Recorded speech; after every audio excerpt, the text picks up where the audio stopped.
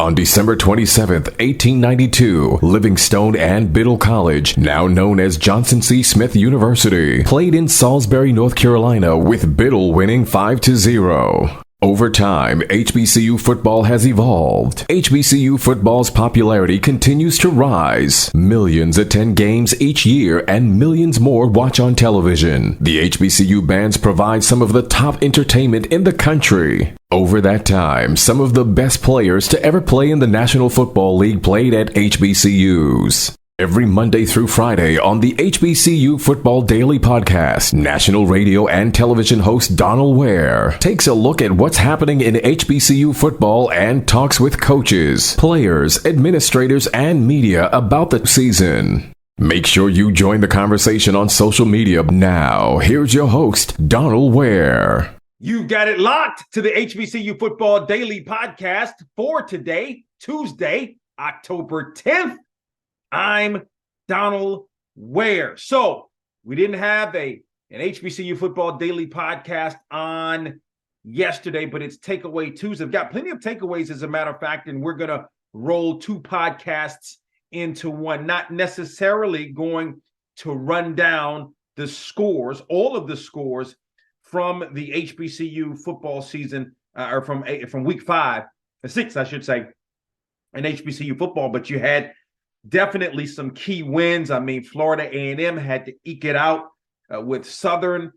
You had Alcorn State defeating Grambling. That was a big win for Alcorn State. So much like we saw last year, that SWAC Western Division is really going to come down to the wire. I mean, Texas Southern's like not totally out of it at the moment, but you look at Southern, you look at Grambling, and you look at Prairie View A&M, they're all right there. They're all right there in terms of, and we're at the midway point of the season. I look at the Benedict and Miles game.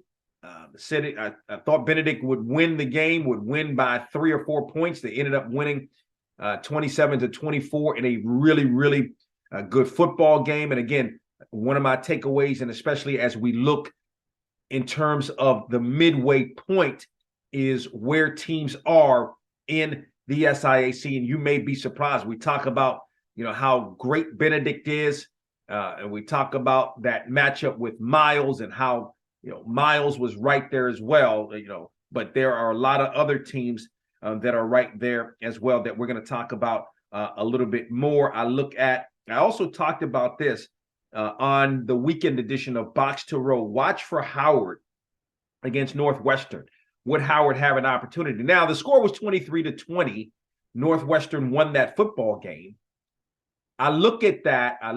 Kind of poured through the stats in the box score. Howard scored a touchdown late to pull to within the 3 points. The fact of the matter is the fact that Howard was right there with Northwestern, who for several years, more recently, solid football program and a Power 5 school. Howard is solid. And that's one of my other takeaways is the MEAC. While we haven't gotten to MEAC play to this point, and I believe we do get to some MEAC play starting this weekend, the fact of the matter is the MEAC is wide open. I mean, Howard dropping that game to Hampton was a bit of a surprise.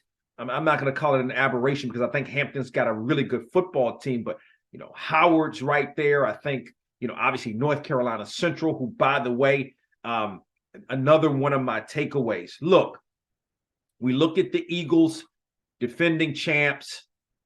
The Eagles are a really, really good football team. Trey Oliver's got that program right where it needs to be. And I'm going to tell you what, this was a building process. Okay, this is a building process for North Carolina Central. You take it back to 2007, first year in 1AA or FCS and as an independent, and it was a decent year. And then the building came into the MEAC in 2011. Then you'd look at I go to 2014, 15, 16, 17, right there.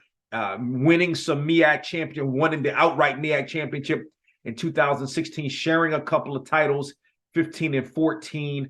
And then Trey Oliver took over, and it was a bit of a struggle in 2019, no season in 2020, 2021. You could see the building start. And then last year kicked the door in, and now just rolling through. The comeback win over Campbell last week, the win over Elon this week. And I'm not going to say a dominating game, but I mean, the Eagles won that game by 11 points. So look, North Carolina Central is really, really good. I mean, even in the MEAC, South Carolina State may have something to say. I know Morgan started the season with the win over Richmond, lost 4 straight games. Of course, the homecoming was canceled, so the game against the game this past weekend was canceled as well. But Norfolk State had been on had a couple of good wins. Win over Towson was a good win. The win over Hampton was a good win. Then lost to A&T. Had a bye week. Dawson Odom's going to have his guys ready to rock and roll. I look at, Delaware State putting up, 40 some odd points against in their game this past weekend. So listen, that MEAC is wide open, and realistically, any of the 6 teams could win the MEAC. So, midway through the season, there's so many different things that we're going to talk about and can talk about, and we're going to do that. But let me do some house cleaning items as we do each week on Takeaway Tuesday. The HBCU National Players of the Week.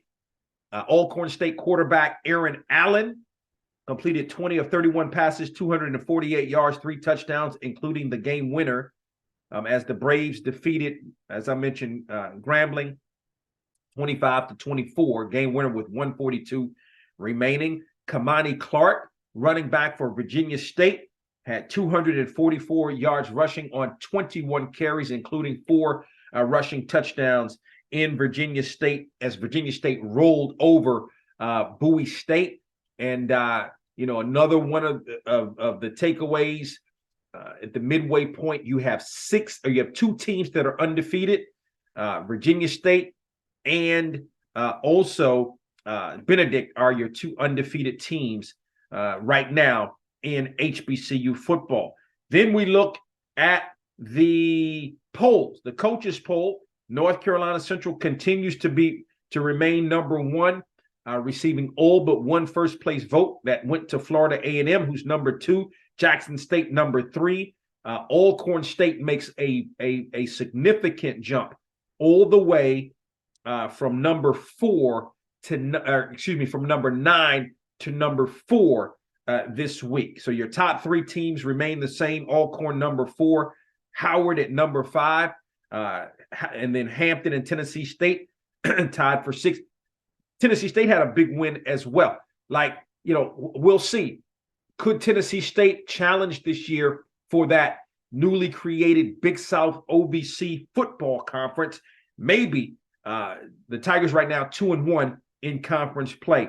Grambling is number 8, Southern is number 9, and Alabama A&M number 10. In the media poll, remember going back a couple of about 3 weeks or 4 weeks or so, Florida A&M for 2 straight weeks, number 1 in the media poll ever since North Carolina Central lost to UCLA. But since then, but the 2 straight weeks, and then North Carolina Central climbed back to the number 1 spot last week, even though it had less first place votes. It outpointed Florida A&M by a couple of points last week after the win over Campbell. And look this week, another win, this time over Elon. I believe Elon may have been national. Elon was nationally ranked. So that's the second year in a row that North Carolina Central has taken out a nationally ranked team.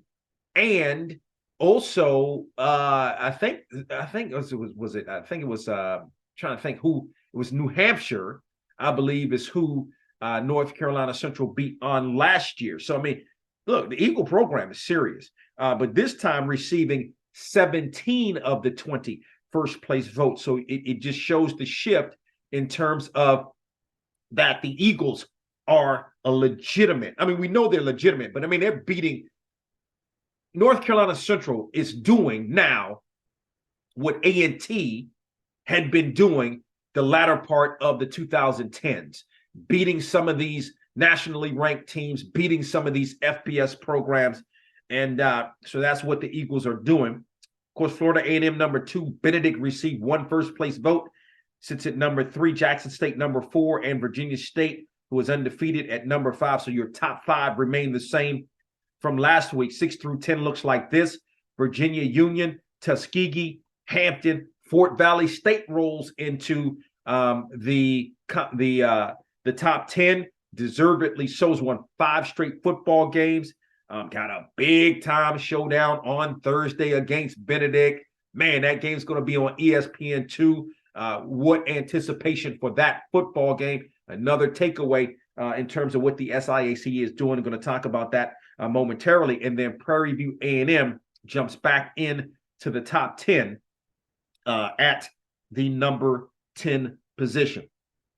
So let's look at some of the conference standings after at the midway point, okay? You know, I talked about this with the SIAC. Great football being played in the SIAC. We talk about Benedict at the top. Has won however many straight regular season. I mean, well, you go back to last season, 11 wins on last season, 6 wins so far. So that's 17 straight wins, at least dating back to last season. And that first season under Chennis Berry was a 5-5 season. I'm not sure if I don't know off the top of my head. I can't remember if Benedict had won some games to end that particular season in 2021.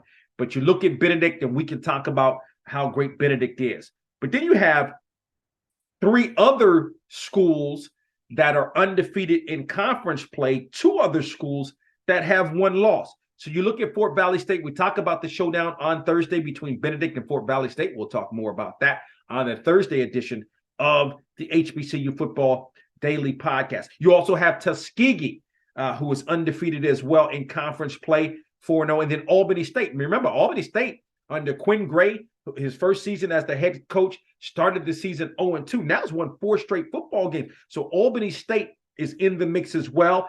Allen, bounced back from its loss last week, 3-1 in conference play, and then Miles is 3-1 also. It's only lost to Benedict, of course, last week, but it knocked Miles from at the top to back to number 6.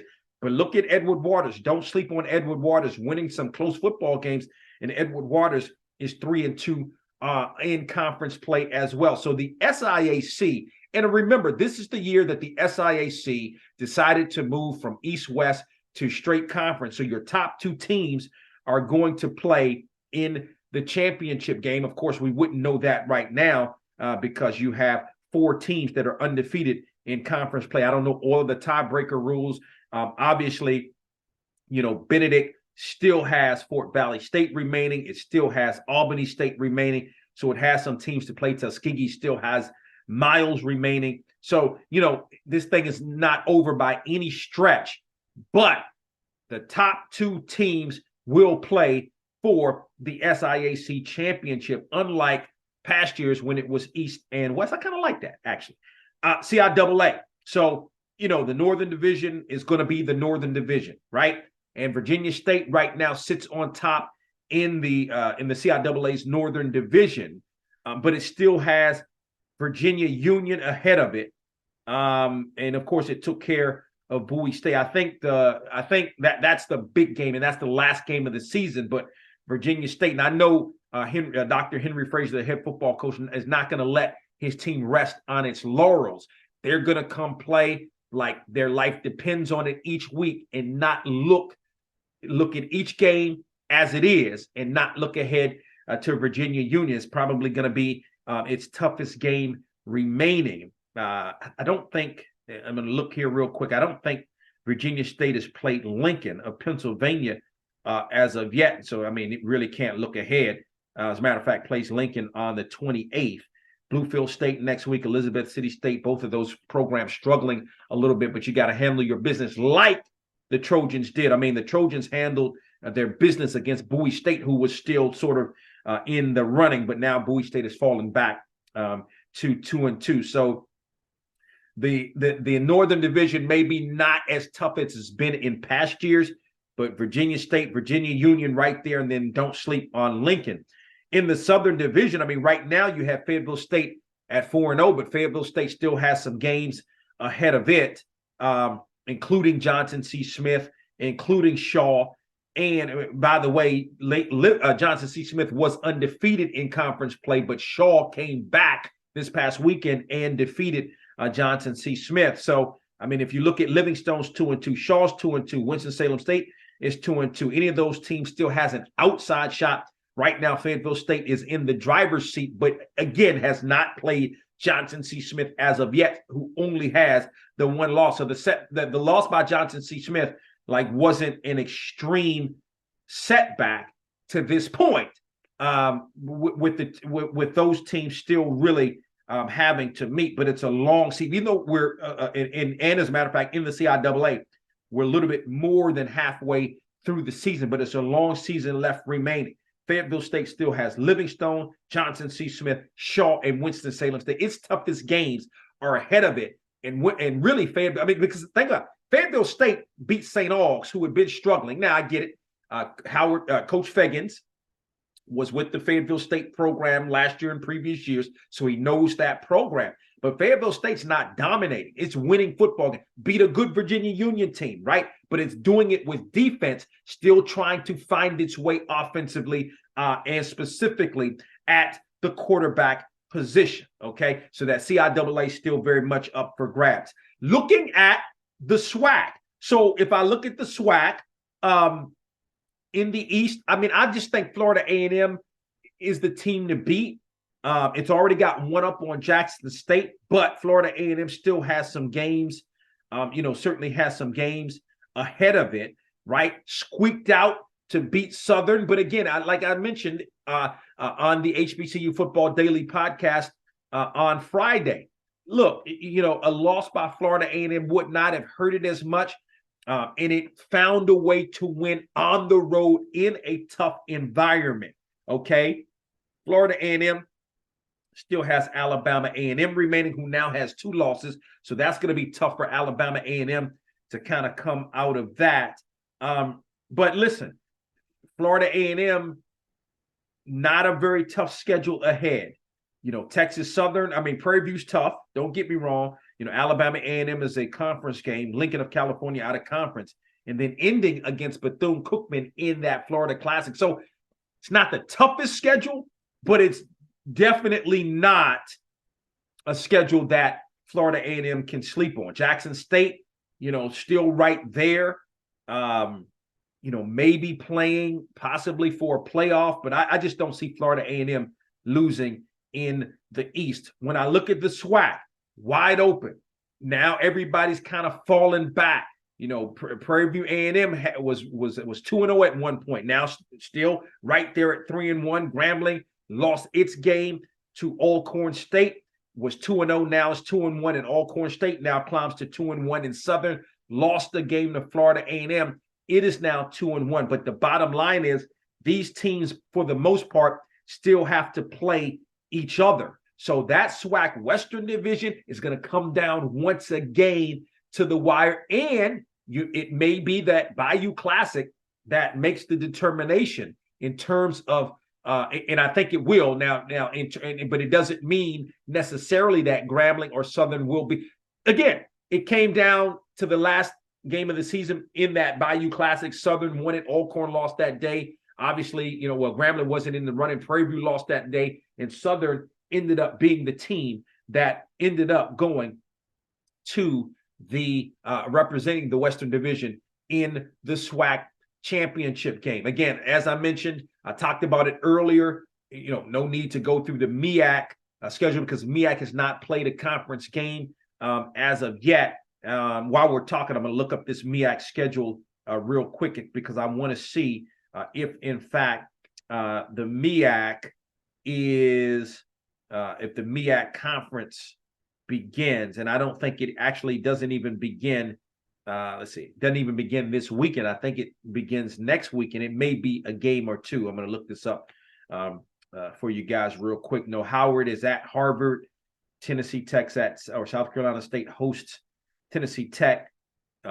Norfolk State's away at Tennessee State. Man, that's going to be a good football game. Now you do have, but that's next week. So it starts next Thursday night matchup. North Carolina Central at Morgan State. Man, that could be a really good football. I like the way North Carolina Central is playing. Morgan State has in essence had a bye week, right? And it doesn't play on Saturday either to get ready for Thursday. So preparation right there. I think Morgan State's going to be prepared. But MEAC play really begins on next Thursday when Morgan State hosts North Carolina Central. So that's it for today's HBCU Football Daily Podcast. Again, the midway point of the HBCU season. Listen, we're back. Have had some challenges.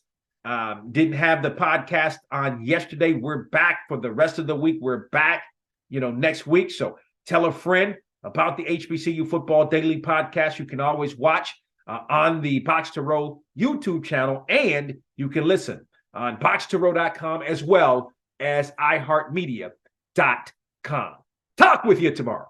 We hope you enjoyed this episode of the HBCU Football Daily Podcast. You can also listen to the podcast at boxtorow.com, iHeartMedia, or wherever you get your podcasts. Don't forget to get your HBCU football fix on Box to Row with Donal Ware each weekend on the radio station near you, and on SiriusXM on HBCU, Channel 142, and on ESPNU Radio on SiriusXM, Channel 84. Follow us on Twitter and Instagram at Box to Row for the latest in HBCU football, and don't forget to tell a friend.